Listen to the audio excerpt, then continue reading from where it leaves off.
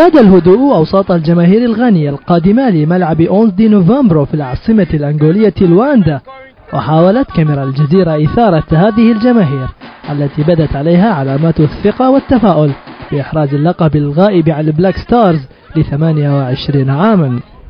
غانا تسعى لتحقيق الفوز، وسوف نتغلب على منتخب مصر القوي بهدف وحيد. في الجانب الآخر كان الصخب والحماس سمة الجماهير المصرية التي قطعت المسافات كما منتخبها القادم من بنغالا بعد 7 ساعات قضاها في حافلته المتجهة نحو العاصمة.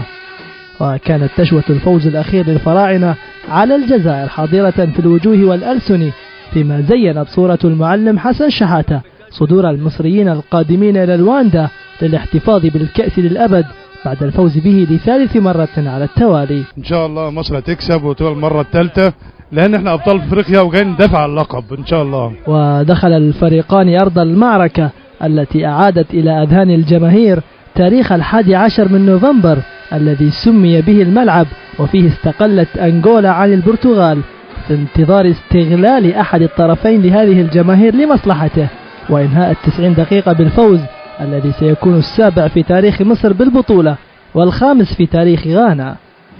ومر الشوط الأول دون أن تهتز الشباك، وفي الثاني كانت غانا الأقرب إلى هزه في أكثر من مناسبة، لكن انتظار أبناء النيل استمر حتى الدقائق ال5 الأخيرة التي نجح خلالها سولشاير العرب محمد جدو في ترجيح كفة مصر بهدف أهدى به بلاده لقبها الثالث على التوالي. الحمد لله بنحمد ربنا، تعبنا كتير وربنا كفينا والحمد لله الفوز الحمد لله. لتعم الأفراح جنبات الملعب، وكأن أنغولا هي التي توجت باللقب وليس المنتخب المصري الذي أثبت مرة أخرى بأنه الفرس الذي يكسب الرهان دوما مهما تعثر، ليتوج مجهوده بالكأس الذهبية التي تسلمها العميد أحمد حسن من يد الرئيس الأنغولي إدواردو دوس سانتوس، قبل أن تنتقل إلى يد اللاعبين الواحد تلو الآخر في مشهد يتكرر ربما للمرة الأخيرة لبعضهم الذي قد ينهي مشواره دوليا بعد هذا التتويج. فرحة كبيرة جدا،